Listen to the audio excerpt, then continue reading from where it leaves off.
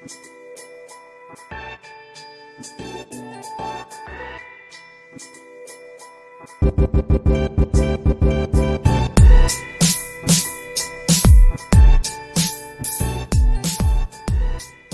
is going on, lovely people? Welcome to another episode of the Editorial Podcast. I'm Nikki. And this is Chris coming at you with 814 hours of walking time between us.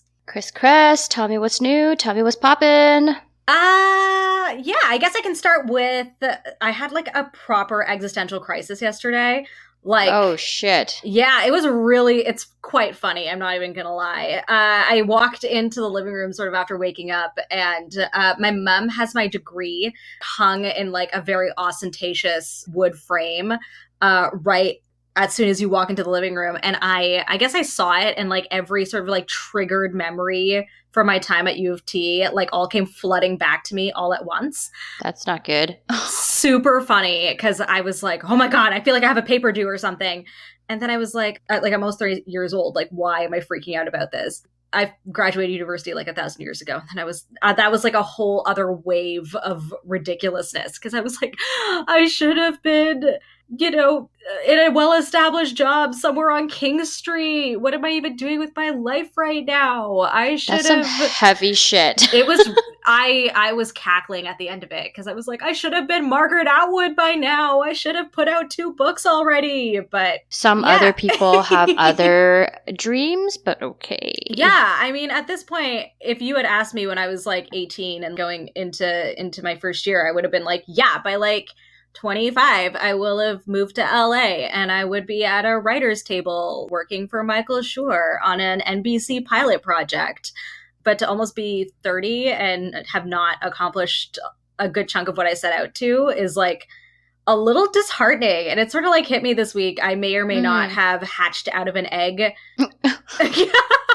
Earlier this week on the commemorative anniversary. It was my hatch day not too long ago. So it sort of put everything into perspective. And I was like, oh my God, it's getting real right now. It's getting real. Yeah.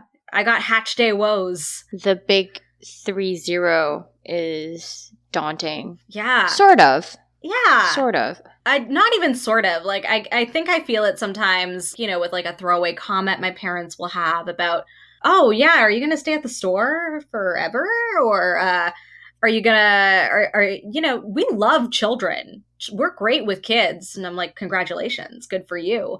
Oh, that's information that I did not need. Thank you very much. Exactly. To get along with my day-to-day life. It's just like sometimes it sneaks up on you. And like I haven't been able to write anything for like the last day because of it. And I was like, oh man, like I'm trapped in my head now. It's a little bit weird. It's weird to sort of be in this area in your life where you're like past the point where you should be done with all your bullshit in your adolescence. And like you should be like well established. And, we've been force fed like that master narrative growing up of like at 30, your parents, already were married, owned property, owned a car, had a really well-paying job, was putting away for like retirement, was probably thinking about their 3rd kid at this point. Right. And, you're here and you're like, I cooked ramen noodles for lunch. I saved Achievement unlocked. I saved like $20 because I didn't order something off of Uber Eats. Like,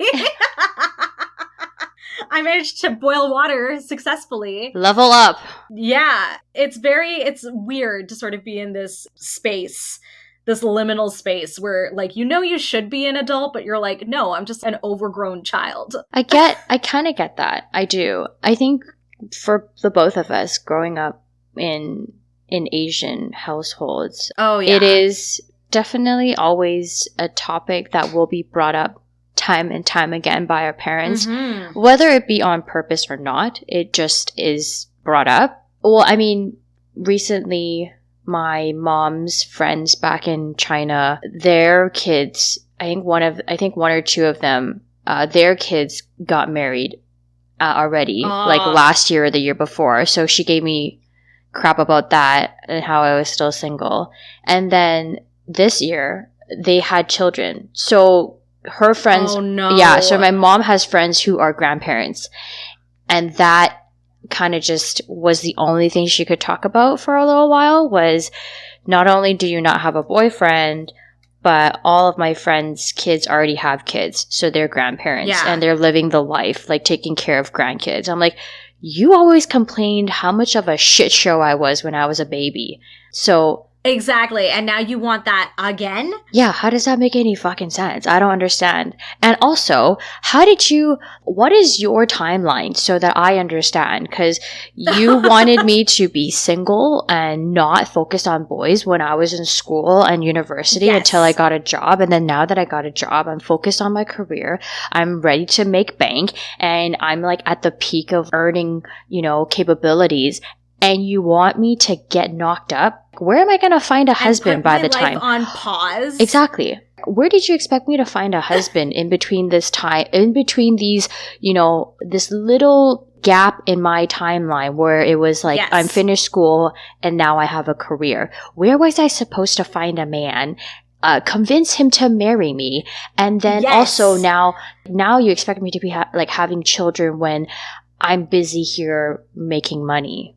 How does that work? Yeah, and it's like, I don't understand. It feels like they don't understand that it has to be one or the other. It's near impossible to earn what they were earning at that period of time, whilst trying to pay off student loans and like trying to save money for your own future and your own backbone, and also put away for like an imaginary family. That doesn't make any sense to me. It has to be like one or the other. It's like establish yourself as a human being, or start getting ready with strollers and diapers and all the other things that human larvae need to survive. Like, it doesn't really make sense, because I'm like, you want me to be making the money, but then I can't save the money for later on when I want to retire and not have to work if I have to then provide for offspring. Oh no, my mom answered that question for me before. Really? And she said, well, yeah, your husband's going to pay for everything and you're not going to work, right? You're going to just stop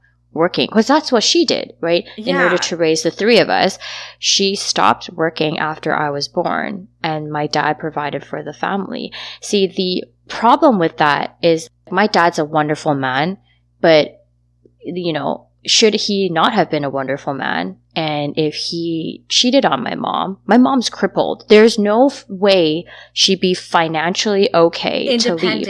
Exactly. Yeah. I had a conversation with my girlfriend about this before too, where she said, I want to make sure that I'm financially okay and that yes, we have some shared savings, but majority of my money is still mine because I don't want to be put in that position where I feel like I have to leave, but I can't. Yes, 100%. Like, I think a big thing about me personally is I needed to make sure that I'm set. Like, I never wanted to rely on anybody. I need to make sure that I was prepared in case of any sort of situation. So I also have an autoimmune disease, which sometimes means that I can't work for periods of time. If I have a flare-up and then I'm bedridden for a few weeks until I'm like sorted. My last stint was like 3 weeks in a hospital where I like couldn't go to work. And I always need to make sure that I have backup savings for when the next flare-up happens. There's no cure for what I have, so it's managed. So I know that the next flare-up will happen, and I might not be able to work for a few weeks. I need to make sure that like I can pay for my medication, I can pay for my bills, I can make sure that if my parents are short of anything, I can pay for anything that they need. All of that stuff. And I'm like, to have to depend on someone else to take care of me while I'm sick is absolutely not an option. Absolutely not. So the idea of putting away to save myself, let alone to provide for offspring, is not an option for me. Not even a little bit. Does that actually take a toll on you being able to have children? I think emotionally and mentally. Not physically, but like I wouldn't ever want to see someone suffer with the pain that I suffer with. And there would be like at least, I think, a 75% chance of me passing this on. Oh. I would never want someone else to suffer with this at all. So I think I didn't know that is it hereditary? It is hereditary. I didn't know it was until recently. I was reading my wonderful doctor's book where it's a trait. It's like a gene trait that is sometimes recessive, but because I have dominant traits, there's a good chance of it getting passed on. I see. And like the idea of that is like treacherous to me. I'm like, no one needs to suffer with this. I'll handle it for everyone. I'm chill. But like in our last episode, we briefly touched on this subject and you didn't want to have children anyways, right? Yeah, this just sort of like was the nail in the coffin for it. I was like, oh, now I have an actual like logical and medical reason why I shouldn't need to justify having children. There you go. There it is. Even if it wasn't like a medical reason, there's a lot of us that are hitting the age of almost 20, like end of 20s into our 30s, or even past that realize, hey, you know what? I don't want children. Children and that's terrify totally okay. me. They absolutely terrify me. They are little eggs that have been poached. If you even slightly just like didn't put enough vinegar in the water when you poach them, they'll just like explode. It takes such a little thing to like mess up children. And I'm like, no, there's too many like external factors that your children could grow up and become serial killers. If you just do like one small, minuscule thing in their childhood. I don't want to be responsible for raising a Ted Bundy. Oh, God. Exactly. Like, I want no part of that. I would just rather, I'm like, you know what? I'm chilling out. I'm cool. You guys raise your kids.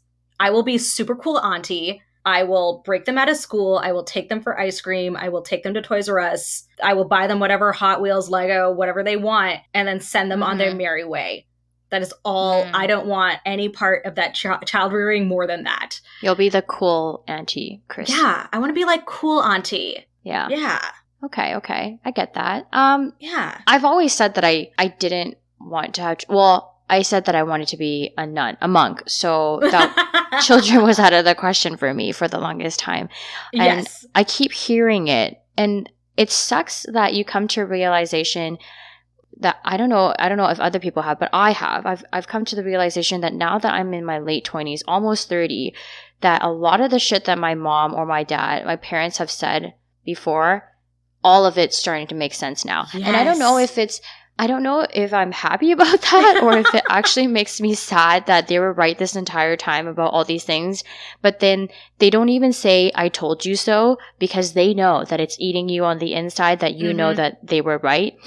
And so my mom's always like, you just haven't, like they say the most cliche things, you just haven't met the right guy. Like you just haven't met the guy that you want to have children. When you meet somebody, you'll know when you love them, and you'll know that that's the next step that you want to take, right? You can't say that now. You change your mind so many times in the course of your life, or you change, even your taste buds change. I used to say that I don't like sweet stuff. I really don't like sweet stuff until the guy that I've been seeing recently, he's like, you say that you don't like sweet stuff, but you always tell me that you want ice cream, and you always tell me that you want bubble tea. So how is that not sweet stuff? I'm like, but I don't like chocolate.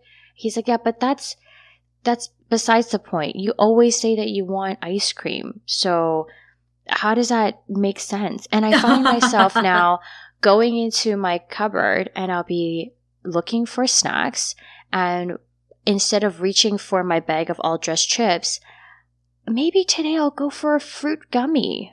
Ooh. I don't know. See, do you know what I mean? Like, there's a lot of time, like you change your preferences so much that you never really know. And, I want to keep an open mind, never say never, right? But I have a lot of doubt in me and capabilities of unconditional love. I think that, like, you're right, Chris, just the most minuscule things can totally fuck up a child. I don't want to have the responsibility of raising another human, then trying my hardest to teach them to be a role model citizen and have them grow up and want to give back to society and volunteer and donate money to, World Vision or something like that, and have them actually grow up and be like, I don't know, a druggie, or like, what if you can't control the friends that they're with, I just don't want them to be a serial killer or a cult leader. I just don't want them to be either of those things. That's a very low bar. I know. And I'm like, you know what? I feel like with my weird tendencies, there's a good chance of that potentially happening. Okay. I'm going to read them T.S. Eliot when they're a kid, and they're just going to be a messed up little cretin. And there we go. I'm like, I want no responsibility for this. So I'm like, you know what? I'm going to mess up everyone else's kids. That's what's going to happen. I'm going to read all of their kids T.S. Eliot, and it's going to be wonderful. At least you'll read my kids something if I have a kid. I don't think I'll read them anything. I'm just letting you know they're going to know The Wasteland inside and out. They're going to be able to recite the love song of J. Alfred Prufrock. Your kids are going to be a little bit weird. Was any of that English? I didn't understand anything. It definitely was. Oh, okay, okay. It's okay. Don't worry about it. It's all fine. You'll hear about it from your kids in a few years. It's going to be great. What if I don't know. I honestly don't know if I'll have kids. My mind has changed so many times. In high school, I would talk to my friends and be like, this is my plan, guys. Okay, so I'm going to finish high school. I'm going to go to university. I'm going to major in fine art. I'm going to go to UBC for a teaching degree. And then I'm going to come back and I'm going to be a high school art teacher. That was my plan. That's why I went to Emily Carr. I was going to be a high school art teacher, and I was going to be married at the age 25, have my first kid at 27, and then hopefully my husband, my lover, my partner, your partner would be, we would be a synchronized team, and be able to provide each other with the comfort, love, security, all of that, and have a beautiful family, right? I am now 27, turning 28 soon. And I can't be further from that. Like, I want to be further from that I can't imagine if I got married at 25 and if I had a kid at 27, which is this year, by the way. I'm ending my 27th year as a human. Yes. If I had a kid now, holy shit, I don't know what I would do. Yeah. If I found out I was pregnant, I would probably run into the corner of a table. Yeah. As crazy as that sounds, as harsh as that sounds. Yeah, I feel that. Undo a wired clothes hanger and just shove it up there, Chris. Jesus Christ. It's so scary. It's so scary. It's terrifying. You're responsible for, I shouldn't say that though, because I know people who are younger than me and they're great mothers. They're insanely amazing mothers. Oh. I know there's one, shout out to Chantel and Christina. They're out there raising a son. They recently got married. They've been together forever. And I can't think of a more loving, caring set of parents than those two are. Ooh, and I'm like, hashtag power couple. Power couple. Oh my God. Their wedding, insane. Gorgeous. It was beautiful. Aww. I was like, I love these two weirdos. Yeah. I don't know how they make it happen. And like, Chantel's still in school. Christina's working a couple different jobs, still pursuing what she wants to do, all while raising a family. And I'm like, I'm in complete awe of you guys, because there are days where I will scroll through Uber Eats for a half hour, not being able to decide what I want to eat. But you guys are literally raising a charming, wonderful, funny little boy while like figuring out your own lives in the process. Are you bleeding kidding me? It makes me feel very insignificant and small and a little bit of a brat sometimes, because I'm like, oh man, I'm not in LA writing at a table right now. When, there are actually people struggling and like accomplishing sort of like those timelines that we had set out for ourselves all those years ago. And I'm just here like having a panic attack looking at my degree like it's nothing. Oh, right. The degree. Oh my God, my useless piece of very expensive paper wrapped in mahogany wood that glares at me from a distance consistently. My certificate is shoved to the back of a cabinet somewhere. My mom's just like, whatever, I've given up on you. But that's okay, because I make money from my job. See, there you go. I love my job. I make good money. That's amazing. Yeah. I make okay money. I make all right money. I have to say that I'm pretty proud of myself. Like, there's no measurement for success because everybody's definition of success is different. Yes. But in terms of me and what I wanted to accomplish, being able to hit a 6-figure, income at my age is definitely something that I wasn't foreseeing for my future when I was younger. And the fact that it happened, I'm proud of myself. Like, I think that a lot of people have to take the time to see where they came from or the hard work that they had put in, their, relentless work ethics to get to where they are. And props to those people. And be proud of yourself, right? Yeah. Don't stay humble though, right? Are you kidding me? I look myself in the mirror every day and I'm like, literally, you are you are the greatest that you will ever be. So like, just, oh no, I'm kidding. I just I stand in front of the mirror and I'm like, this is fine. This is I guess I can work with this today. This is fine. Like, this is all right. This is okay. When I describe you, I'm like, yeah, my pal in Vancouver who's like this badass boss lady. She's pretty great. Aww. Got a mouth on her and she makes me cringe all the time. I got a mouth on me. Ooh. You sure do. Get your head out of the gutter. Oh my God. I just caught that. Jesus Christ. I like how you're so, like, it takes you a moment to react to some things that I say. Because I never catch it. It's not like the first thing that comes to my head. Of course not, because it's not part of your daily just intake of, I don't know. No. The people around you probably are just not as crazy as I am. I guess the question that I have for you is whether or not your 20s turned out to be the way that you thought it would, now that we're almost hitting 30. Definitely not, but also in the best way possible. I never thought that leaving U of T with my degree that I would then be writing comedy with people that I love. I've met amazing people. I worked with insane people. And the people I met in my 20s became the people I'm going to keep in my life forever.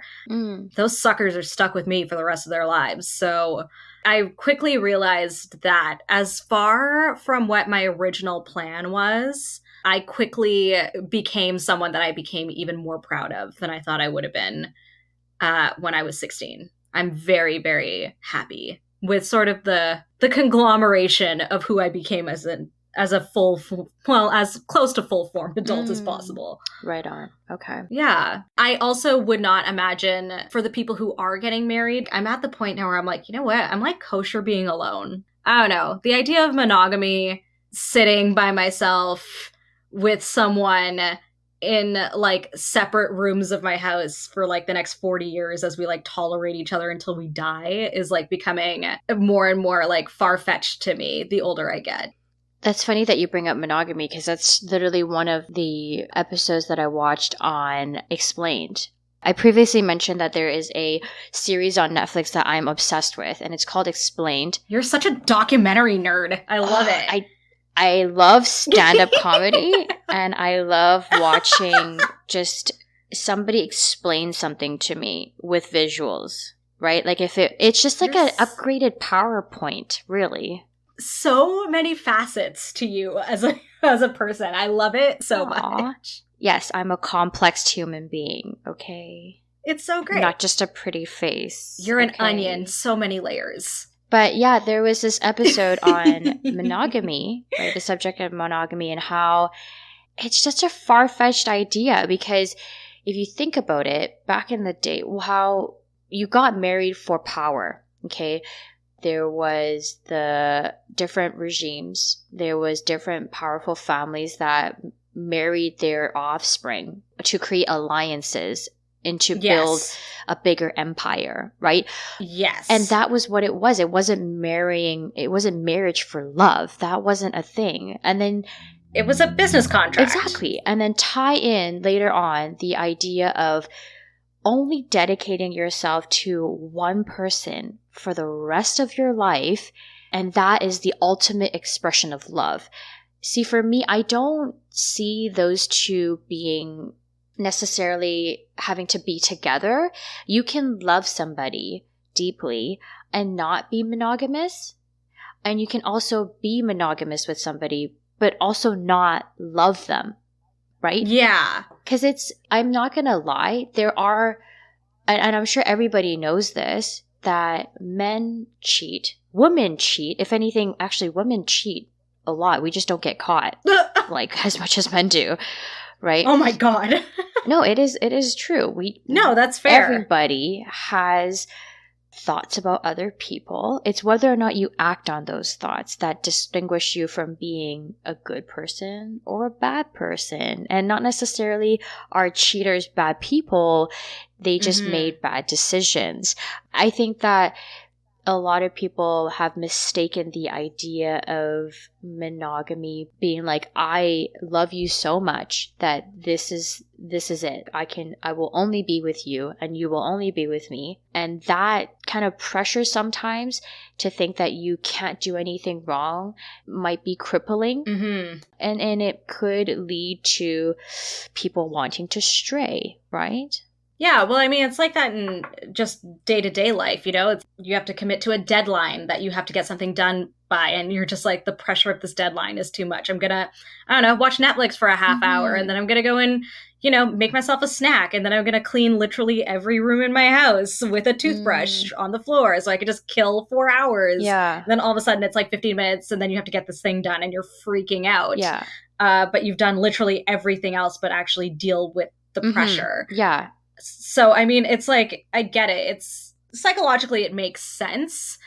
I don't know, but like, I've also committed this thing to myself where like, that's pretty much what it has to be for me. This is the vow and like the life that I've chosen. But there are some days where I'm like, why does it have to involve someone else? Like, I could just do this for myself. Like, I could just go and be a nun out, you know, a monastery and just live my best life. Right. You know, tending to a garden and writing all day and all night and not have to involve anybody else. And there are just days where like, do you technically have to be monogamous to like a person, an idea, a lifestyle?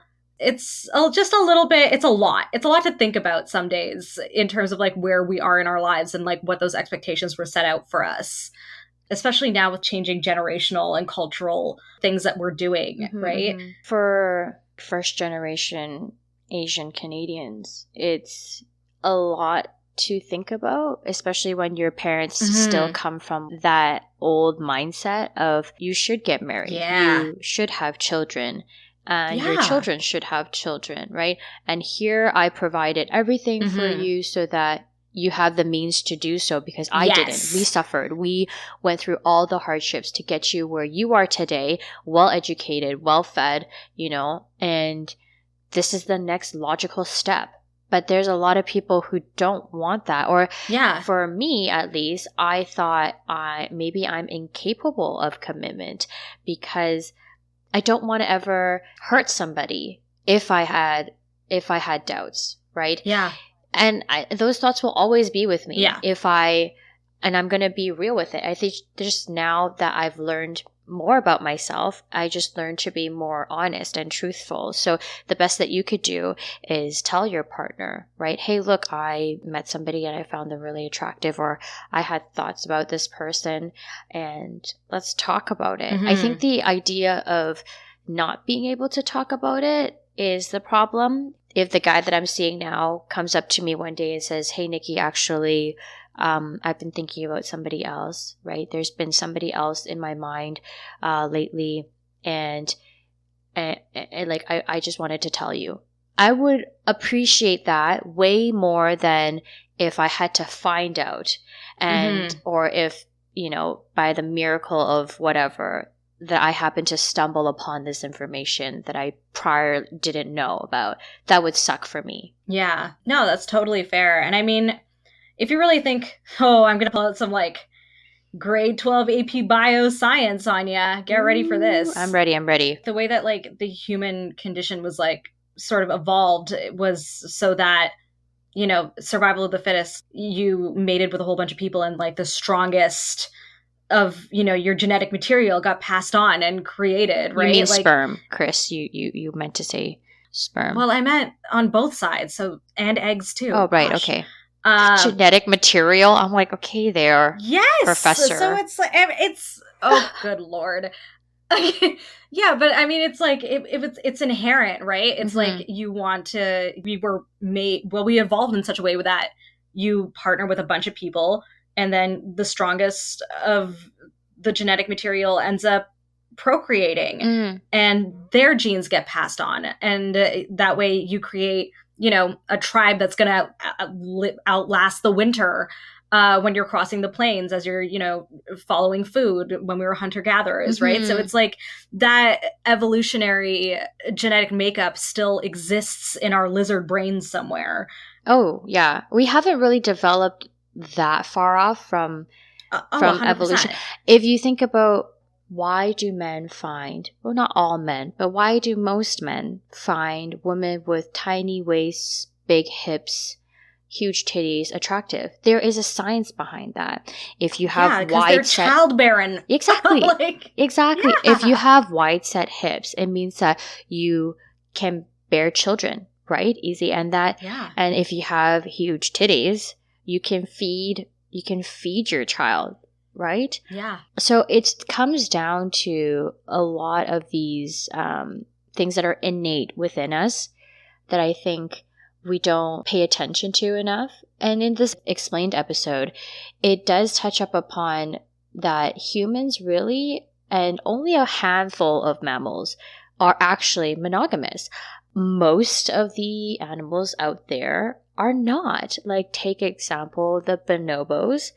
They fuck anything that walks. They have sex to say hello. They have sex to say bye. They have sex when they're frustrated. And they have multiple partners. And whichever sperm is the strongest in the female, that one is the one that gets the kid. And also, this ties into another segment of the show where they said that there is a tribe. I don't remember where this tribe was, but these people in this tribe, the women, they sleep with multiple men in the village. And when they have a baby, the father of the child is every single man that the woman slept with when she was pregnant. Okay. Right? And also they made this was just so mind-blowing because part of the episode they said in this village then, if there was a crying child, you know, just on the side of the road there in their village, if there was a crying child, a passing male, right, would pick him up or pick the kid up, because these children are the children of the village. They're not singled out to be only that family's child. Like, that's not your child. Exactly. It's our exactly. child. It's the child of the village, and it's like it's a whole pack thing, right? So I think that that's so cool, but not saying that, like, see, it would be fucking weird here if a stranger walked by you and your kid's crying next to you and he picked it up, right? That's weird. But it's interesting to see. No, that's jail time. That is kidnapping. But it's interesting to see that there is a different concept of what a family is, a different concept of what love looks like, and a different concept of what monogamy is. Yeah. Honestly, I'm not gonna lie, I didn't get past the bonobos because all I could think about was like you narrating like a BBC documentary. Oh my God. As crassly as possible. Oh God. I do love my Planet Earth documentaries though. Oh my gosh, there was that one about all the coral reefs that were dying. Oh, I actually shed a tear. It killed me. Yeah, I can't watch that stuff. I ugly cry too easily. Like when things come to like nature and animals, I'm just like, I'm goo. I will turn to goo so quickly. This is one of the reasons why I became a pescatarian. That I only eat fish and vegetables, and I don't eat meat.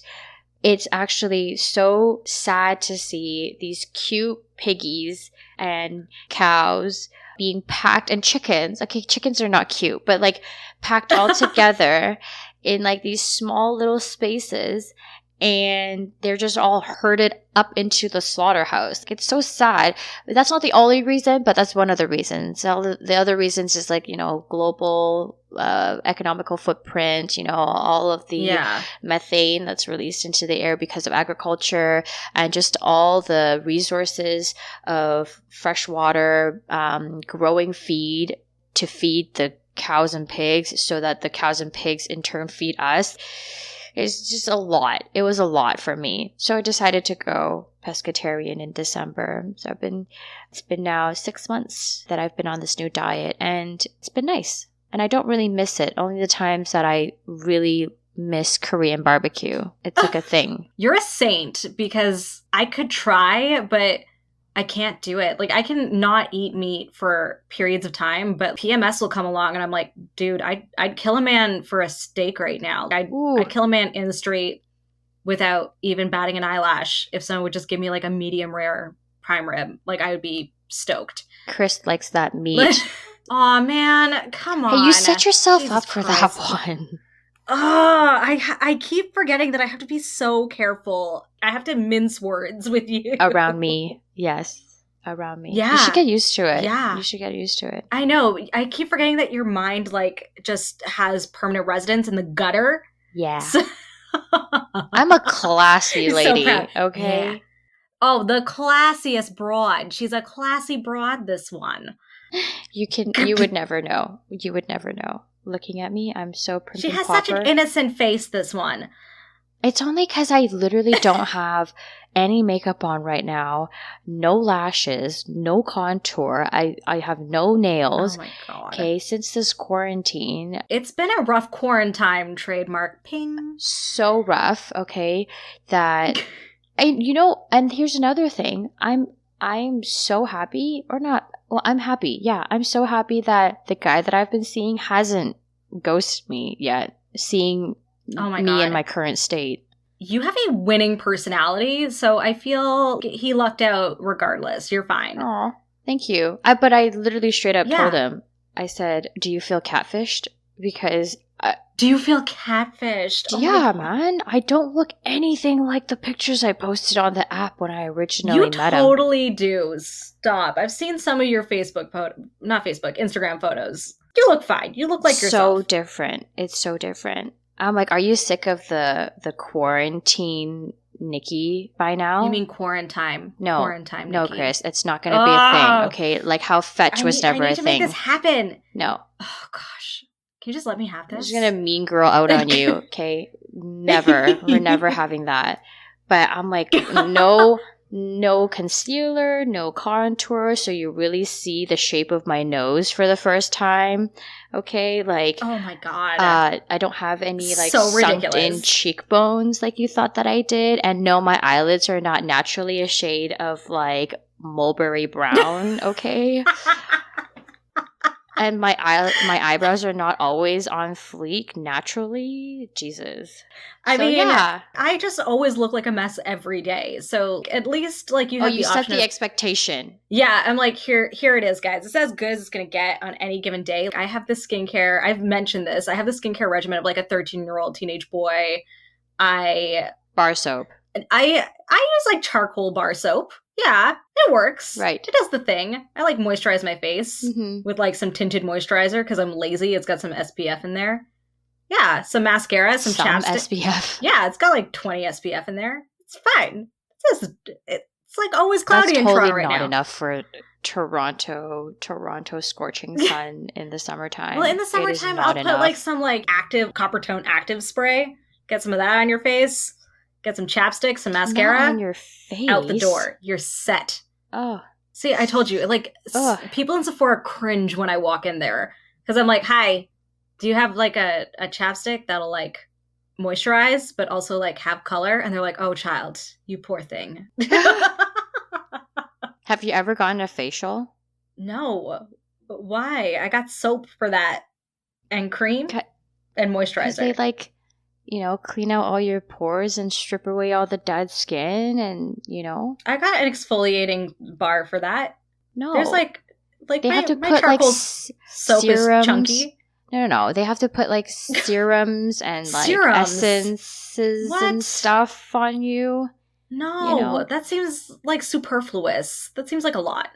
Wow. Okay. Well, the next time you're in Vancouver, I'm taking you to one. It feels good. I don't know how I feel about that. I want people touching me in my face. Oh, I don't like people touching me in my face, too. Yeah. Yeah. Like, I don't like getting my hair washed when I go and get it cut. I'm like, can we just, like, make this quick? Oh. Yeah. Yeah, no, I can't do... I have this weird spot in the back of my neck where I'm not ticklish, okay?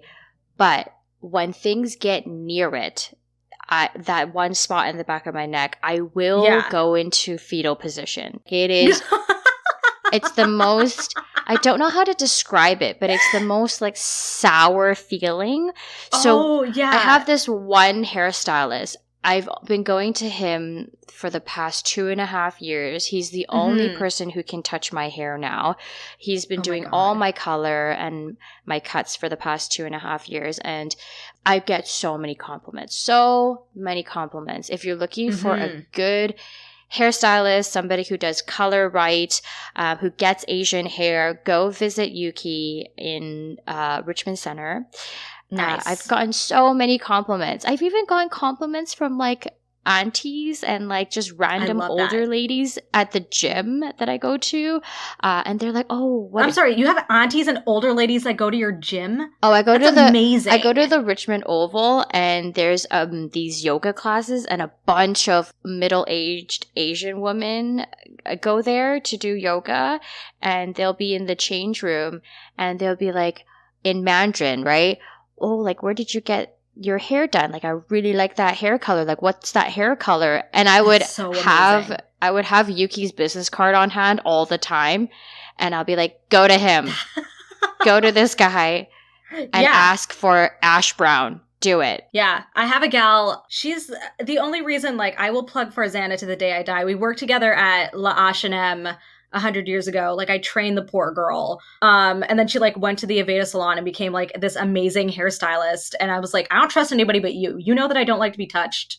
You do everything just the way that I like it. You're easygoing. I love you so much. I will send anybody to her all day. I pimp out her Instagram like you won't believe. So Yuki knows that I have I'm like, I want to see you this thrive. Weird spot in the back of my neck.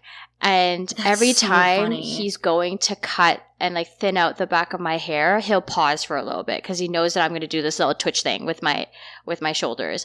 And also when the lady who shampoos my hair afterwards, Yuki will be standing in the corner just smirking because he knows I'm in pain. Like my whole face is cringed together, and I'm trying to hold back my twitches because it's ridiculous how much this little weird spot in the back of my neck affects my entire body. So no, that's fair. I forgot what we were talking about, but like, you know, nobody gets near there. No, that's totally okay. We were talking about not liking people touching us. So yeah, that's totally fair. Farzana. Oh yeah. Okay. It's all good. Short-term memory. Sorry. It's all good. Farzana knows. She will always like yell at me to put my head in her hands when I'm like bent over, because I always will hold myself up, and she's like, I need you to let go and just like let me do this for you. I'm like, I don't know how. I need you to trust me. Okay.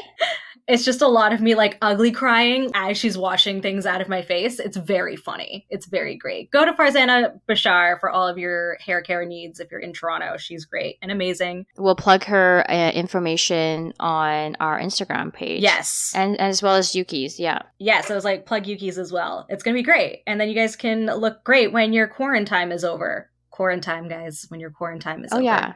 I got my haircut and tone right before everything shut down. I'm so jealous. I look like a shaggy Muppet right now, and I'm like dying. I'm going to send you some of this purple shampoo. I got some. Do you? I got it. I'm good. Okay. Yeah. But yeah. Yeah, I'm good. I just always look like a Muppet. It's fine. Don't worry about it. No. We all look like Muppets at this point, okay? I just almost ugly cried a little bit earlier because I just got a text message from my nail salon that I also do my lashes at that BC has pushed back quarantine for another 2 weeks, or the state of emergency. Yep. So they're not going to be opening up until June 1st now, when they were going to actually open up May 19th. So I was like, oh, great, I'm going to make an appointment. Fucking got an appointment in for lashes and nails and a pedicure on the 20th. I'm like, I'm golden. I'm going to be regular Nikki again. And the guy that I'm seeing is going to be like, hey, you look familiar. So, oh my God. I was so stoked. And then I got the text message and I almost ugly cried. This sucks, honestly. Yeah, the same thing happened in Toronto. It was funny because we were all so excited because there was like all of these rumors happening where people were like, the salons are going to be opening up because we're having like a 3-phase opening system. So like the first phase will be like marinas and parks and big outdoor spaces. And everybody was like salons are going to be part of phase 1. And then Doug Ford he's our premier, fully said in a Q&A with reporters, he's like, yeah, well, I live in a house with 5 girls. Let me tell you, I hear about it every single day. It's not happening anytime soon. Cool? Great. Like, that was the end of the comment on it. I was like, I just need a haircut. This is terrible. I haven't had my hair this long since I was 14 years old. This is too much. I can see the tip of my thumb for the first time in like 2 years. Oh my God. It's been a while. Like, yikes. I can actually hold stuff down on the cutting board while I'm using a knife. This is a whole new thing. Crying. I'm not gonna, yeah, I've like cut all of my cuticles down myself. I've just hacked them to death. I cry every time I have to use hand sanitizer because it stings. It's so funny. Ooh, ew. It's my hack job manicure. Yeah, I mean, speaking of all of this, all of these girly topics, we had a question from a lovely listener about girl code. What is it? Oh. Is the question. Yeah, do we want to take this down? We got time for a question. Right. So what is girl code? Nikki, you want to take this one away? What is girl code? Don't steal somebody's man. Yeah, that's like the most basic one. That's probably the first one that comes to mind. Like, if that guy is cuffed, do not stick your nose in that, even though he tempts you. I think that a lot of women get misled because they don't know. First of all, the men don't tell them that he's in a relationship because I think they want to feel it out and they want to see if the opportunity's there. And then if the opportunity is there, then they kind of pursue them. But at the same time, they might not want to let go of what's familiar to them and what's comfortable for them right now that has become habitual, right? Say that they've been in a relationship for a while and he got bored or whatever, and he wants something a little bit exciting, a little bit new, and he kind of tests the water out a little bit, right? So the moment that you find out that he is with somebody, then you have to make a very clear boundary and just cut it, right? Make sure that you set him straight and say, hey, look, you have a girlfriend. I'm not okay with the way that you talk to me because I would hate it if my significant other was talking and flirting or whatever it is, that type of behavior with someone else. That's not okay. Yes. Basically the golden rule, right? It's do unto others as you would have done unto you.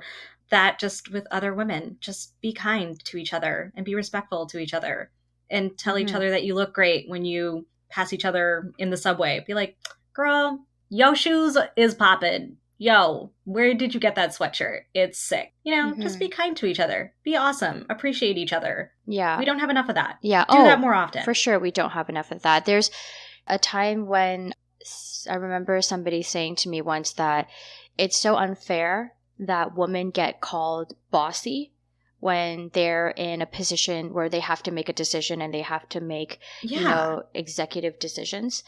And then men are not called that. You never assertive. Yeah, you never hear somebody saying that their male coworker is bossy. That's only something that you define women with.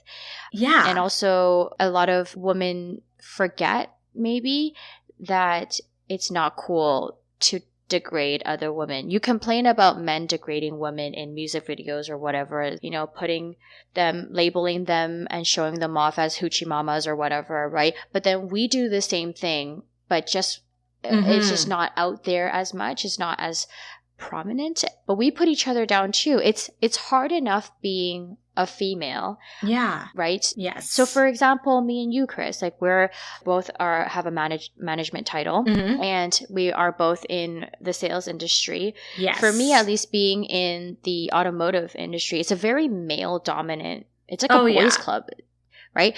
So that being said, I had to prove myself in all these different ways that I deserve this position, that I worked hard for this. Don't undermine my achievements and what I had to do to get here. Because I wasn't handed this on a silver platter, right? Just because you think that I'm a female doesn't mean that it's been easy for me at all. We have to remember to uplift each other. It's hard enough being a female, but being a female in the sales industry or being in the automotive industry where it's definitely really male heavy is very difficult. We want to make sure that we support each other and give each other the resources to grow, really, to grow stronger. Yeah, for sure. I mean, growing stronger is like a huge thing with what I try to do with my team right now. It's a lot of young women coming in from university, from high school. Sometimes it's their first job, and really just empowering them to understand that, yeah, they have a space here. They have a home here. They should definitely take advantage of that and learn everything that they can learn, because like this is a space where, you know, we can support each other. Mm-hmm. So in terms of girl code, it's just, you know, do you, but like do unto others as you would have done unto yourself. Just be kind. Of course. Respect each other. Tell another girl she looks dope in the streets. You know, appreciate each other. That's it. Yeah. Yeah. Instead of looking at another girl being like, oh, her sugar daddy must have bought her that or whatever, and jump to conclusions, or like, oh, she must not make her own money, or oh, blah, blah, blah. And looking at people being like, they have those things. Mm-hmm. And thinking the worst of it, maybe think the opposite. Try to, right? Yeah. That person probably worked her ass off to get that Chanel bag. Holy fuck, maybe she saved a shit ton to get her Louboutins. Yes. Maybe it was a gift. Holy fuck. Don't be so quick to jump to conclusions. And instead of being envious and jealous of other women, why don't you look at it as an opportunity to be like, hey, what can I learn from this woman? What can I learn from her? What can I see from her habits and what she does to be successful, right? Instead of being like, oh, I'm actually super petty and just jealous about she must have gotten that through something else. She probably worked hard. Why don't you see it as, what can I do and what does she do and what can I do to follow that so that I can be just as successful? Yeah, just make it as a way, you know, start a conversation with that person. Be like, yo, I think you're really cool. Yeah. Let's have a conversation about how you're so cool and how you got to be so cool. Exactly. Yeah. We don't have to always be the one that's better than the other person. Maybe sometimes if you just take a step back and be like, there is so much more growing that I have to do. Maybe this person can help me and propel me forward into closer to my goal, right? Yeah, that's exactly it. Yeah. That's pretty much girl code. I hope that answers your question. I think we did it. Yeah. I hope that answers your question. Thank you so much for asking that. Again, if you have any questions you would like us to answer, if you have any topics that you'd like us to touch upon, please feel free to hit us up on our social media, Edit to Real on Instagram and Twitter, edittorealpodcast@gmail.com. We love hearing from you. Thank you so much for tuning into this episode of Edit to Real. Stay real. Stay real.